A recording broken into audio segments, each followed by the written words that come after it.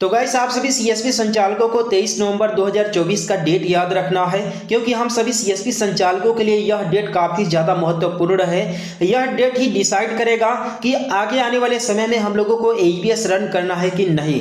क्योंकि देखिए आए दिन हम सभी सीएसपी संचालकों को एक से बढ़ करके एक नए नए प्रॉब्लम्स आते रहते हैं, नए नए गाइडलाइंस आते रहते हैं, जिसे हम सभी सीएसपी संचालकों को फॉलो करना पड़ता है। और हफ्ते दिन में, 10 दिन में, 15 दिन में कुछ न कुछ नया आप लोग को एईपीएस में देखने के लिए मिल जाएगा। चाहे वो एनपीसीआई से रिलेटेड कोई नया अपडेट हो, चाहे वो बैंक से रिलेटेड कोई नया अपडेट हो, या फिर इवन आरबीआई की तरफ से कोई नया गाइडलाइन हो। कुल मिलाकर के बात करें ना तो एक सीएसपी संचालक को एईपीएस रन करते समय काफी सारे प्रॉब्लम फेस करने पड़ते हैं।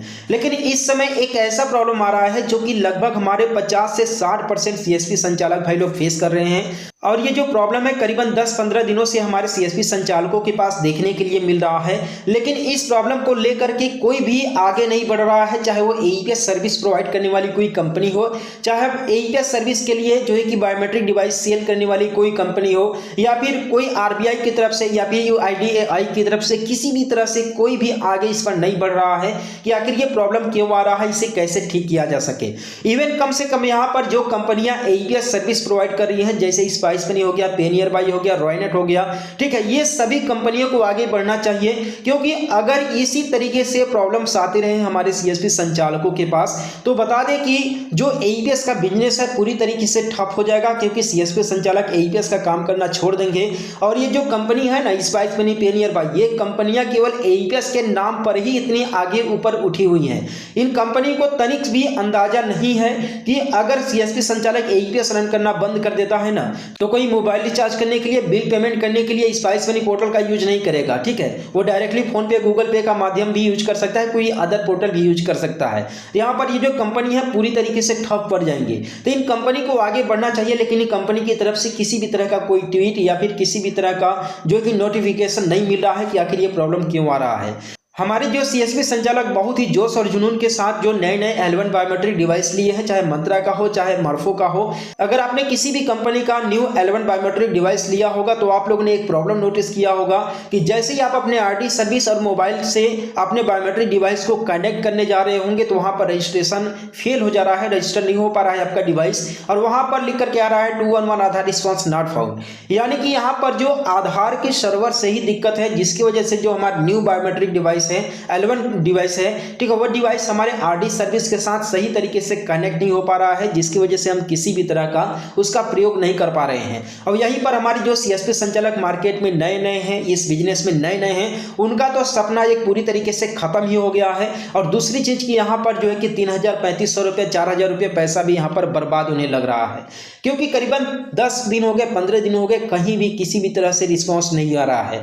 अगर हम लोग बायोमेट्रिक डिवाइस वाले कंपनी में अगर कॉन्टेक्ट करते हैं कि आखिर ये प्रॉब्लम क्यों आ रहा है, कैसे ये फिक्स होगा, आपके बायोमेट्रिक डिवाइस में ये प्रॉब्लम आ रहा है, तो वहां से साफ साफ रिस्पांस मिल रहा है कि ये आधार की तरफ से कोई दिक्कतें हैं, आधार के सर्वर में कोई दिक्कत है, मेरे बायोमेट्रिक डिवाइस में किसी भी तरह का कोई भी दिक्कत नहीं है। लेकिन यहाँ पर कंपनी की तरफ से कोई भी ये नहीं बोला जा रहा है कि आखिर ये कैसे प्रॉब्लम हो। डायरेक्टली आपको ही बोलते हैं कि आप यूआईडीएआई को कांटेक्ट कीजिए और कांटेक्ट करने के बाद ये प्रॉब्लम का सॉल्यूशन ढूंढिए। ठीक है, तो मुझे ये बताइए कि ये जो मंत्रा हो, चाहे मर्फो हैं, ये सभी कंपनियां केवल डिवाइस बेचने के लिए ही बने हुए हैं। अगर मान लीजिए कि अगर इसी तरीके से चलता रहा तो इन कंपनियों का भी डिवाइस खरीदना लोग बंद कर देंगे, फिर किसी काम का नहीं रह जाएगा। भाई मैं ये कहना चाहता हूं कि अगर कोई न्यू L1 डिवाइस अगर काम ही नहीं करेगा तो कोई भी बंदा क्यों परचेस करेगा। लेकिन यहाँ पर परचेस करके परेशान है वो सीएसपी संचालक जिनके पास किसी अदर कंपनी का बायोमेट्रिक डिवाइसेस नहीं है। ठीक है, लेकिन मान लीजिए कुछ हमारे ऐसे भी सीएसपी संचालक हैं जिनके पास L0 बायोमेट्रिक डिवाइस है, तो वो लोग L0 डिवाइसेस के थ्रू जो है कि कुछ स्पेशल पोर्टल्स में ही L0 डिवाइसेस काम कर रहा है और उस डिवाइस के थ्रू अपना ट्रांजैक्शन वगैरह कंप्लीट कर रहे हैं। लेकिन यहाँ पर जिन सीएसपी संचालकों के पास L1 डिवाइस के अलावा किसी भी तरह का ऑप्शन नहीं है, वो लोग क्या करें, उनका तो डे बाय डे नुकसान ही हो रहा है, दुकान ही बंद हो रहा है। तो ये हम लोगों ने ये डिसीजन लिया है कि यहाँ पर वेट करते हैं 22 नवंबर 2024 तक। अगर ये प्रॉब्लम फिक्स हो जाता है, किसी भी तरह की दिक्कतें नहीं आती हैं, ठीक है, तब तो चलिए ठीक है। लेकिन अगर ये प्रॉब्लम 22 तारीख तक भी ठीक नहीं होती है तो हम लोग 23 तारीख को यानी कि 23 नवंबर 2024 को जो अपना एईपीएस का बिजनेस है उसे पूरी तरीके से ठप कर देंगे, उसे बंद कर देंगे 23 तारीख को, जिससे कि हमारे कंपनियों को भी ये पता चल सके, स्पाइस मनी, पेनियरबाई कंपनियों को भी पता चल सके कि एक सीएसपी संचालक क्या क्या कर सकता है। देखिए यहाँ पर ये मैटर नहीं करता है कि अगर आपके पास L1 डिवाइस है, आपके पास काम कर रहे हैं, तो आप लोग काम कीजिए। प्लीज़ एक दिन का आप लोग जो है कि जरूर बिजनेस बंद कर दीजिए, ठीक है। अब मैं ये कहना चाहूँगा कि आप लोग अपने लिए तो नहीं, लेकिन यहाँ पर जो अदर CSP संचालक हैं, जो CSP संचालक अपना जीवन यापन करने के लिए इस बिजनेस में नए नए आए हुए हैं, कम से कम उन लोगों के बारे में सोचिए। क्योंकि आपका तो बिजनेस चल रहा है, चलिए ठीक है, लेकिन उनके बारे में जरूर सोचिए जो कि ये सोच करके आए हैं कि मैं भी अपना जीवन यापन करूंगा इस बिजनेस के थ्रू, लेकिन उनका L1 डिवाइस काम ना करने की वजह से उनका बिजनेस डे बाय डे नुकसान हो रहा है, उनका पैसा भी बर्बाद हो रहा है।